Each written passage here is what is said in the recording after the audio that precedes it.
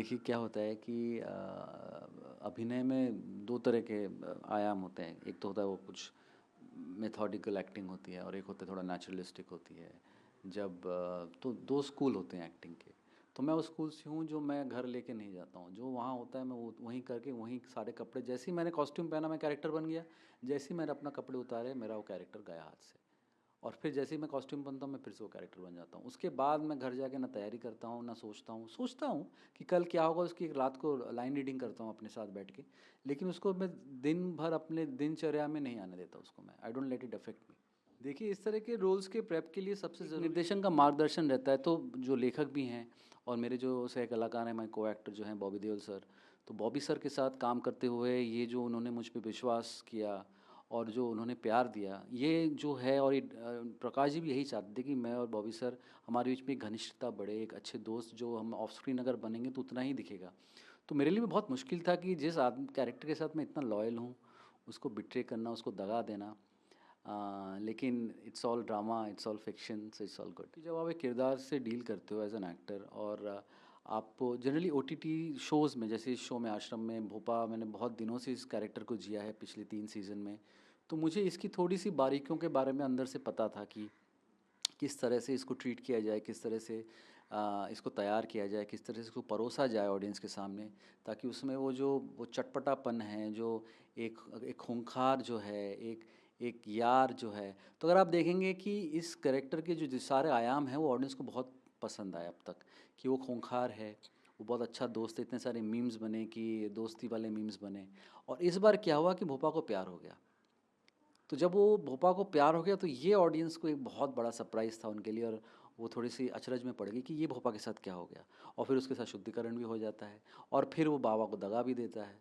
तो ये सारी चीज़ें जो हैं ये करते हुए मुझे बड़ा मज़ा आया, क्योंकि यही चरित्र मैं ऐसे चरित्र में ढूंढ रहा था करते हुए कि जिसमें इतने सारे आयाम हो, इतने सारे रंग हो, जो उसमें बिखेरने का मौका मिले मुझे, जो इसमें मिला।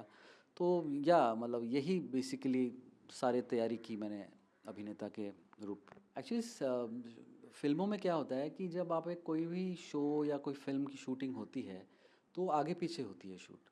कोई भी चीज़ मतलब मोस्टली लीनियर जो बोलते हैं। लीनियर क्या होता है कि जो एक कहानी की जो धारा है, अगर आप A to B to C to D जाएंगे तो एक लाइन में शूट नहीं होता है। अगर आप कई बार होता है कि आप शूटिंग शुरू करते हैं सी से, फिर आप ए पे आ जाते हैं, फिर आप फिर से सी पे आ जाते हैं, फिर बी होता है या पहले दिन ही डी हो जाता है। तो जैसे अब मैं आपको बताऊं कि जब मैंने ये शो शुरू किया था तो सबसे पहले ही मैंने बी नोट से शुरू किया था। जो फर्स्ट सीज़न का आखिरी सीन था या सीज़न 2 का पहला सीन था वो मैंने पहले दिन शूट किया था। राइट। तो इस तरह में क्या होता है कि एक्टर का जो प्रिपरेशन होता है वो करना थोड़ा मुश्किल हो जाता है, क्योंकि इमोशनल कंटिन्यूटी याद रखना एक सबसे बड़ा चैलेंज होता है एक्टर के लिए। और उसके लिए एक निर्देशक जो होता है वो आपके काम आता है। तो ये करते हुए मेरे साथ भी वही था कि बहुत सारी मुश्किलात ये करने में ये आया कि वो जो भोपा बन रहा है वो बहुत पहले शूट हो गया।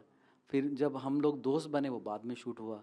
लेकिन ये निर्देशक का कमाल रहता है जब वो आपको हर रोज़ आके आपको स्टिक पकड़ा देते हैं कि ये देखो आज तुम्हारे साथ ये हुआ था, उस दिन वो हुआ था। तो ये याद जो है, ये जो इमोशनल कंटिन्यूटी है डायरेक्टर पे पूरा डिपेंड करता है। इतनी तैयारी, कई बार ऐसे होता है कि जब आप बहुत अच्छी तैयारी करते हैं ना वो तैयारी दिखती नहीं है। सबसे बड़े मज़ेदार होता है कि जब आप कुछ कर जाएं लेकिन आपको लगे आपने कुछ किया ही नहीं। भोपा वो रोल है जब मुझे लगा कि मैंने किया है लेकिन मुझे लगा कि मैंने कुछ किया ही नहीं। क्योंकि बॉबी सर के साथ इतना समय मैंने ऑफ स्क्रीन भी बिताया, जो हमारे निर्देशक भी चाहते थे प्रकाश जी।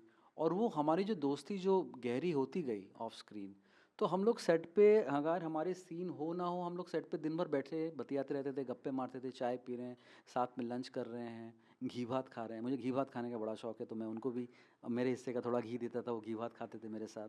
तो ये जो छोटी छोटी चीज़ें हम लोग शेयर करते थे, खाना शेयर करना, चाय शेयर करना, एक साथ शूट से होटल वापस जाना। कई बार उनका शूट पहले हो जाता था तो वो वेट करते थे मेरा कि मैं उनके साथ गाड़ी में आऊँ। कई बार मेरा शूट पहले हो जाता था, उनका सीन चल रहा था तो मैं वेट करता था कि चलो साथ में जाएंगे। तो ये सारी छोटी छोटी चीज़ें ना यही किरदार में दिखता है और वही हुआ आश्रम में। हाँ, इस शो में ऐसे बहुत सारी चीज़ें हुई जो हम लोगों ने इम्प्रोवाइज़ की। जैसे बॉबी सर मुझसे एक हमेशा एक कंप्लेन करते हैं कि जो उन्होंने एक प्रेस कॉन्फ्रेंस में कहा था कि कई बार जब स्क्रिप्ट होता है तो मैं कई बार लाइन ऊपर नीचे कर देता हूँ। तो उनको शुरू शुरू में बड़ी दिक्कत होती थी, फिर बाद में उनको लगा कि ये तो बदलने नहीं वाला है, कि फिर वो भी समझ लगे कि मेरा जो काम करने का तरीका है जहाँ पे मैं सीन को जो है अंदर ले लेता हूँ। I I try to take it in. तो मैं वो लाइन को ऊपर नीचे करके कई बार बोलता हूँ एज ए कॉन्वर्सेशनल। तो ये सारी चीज़ें में मुझे काफ़ी इम्प्रोवाइज़ किया, जो प्रकाश जी ने जो करने भी दिया, ऐसे बहुत सीन है ऐसे।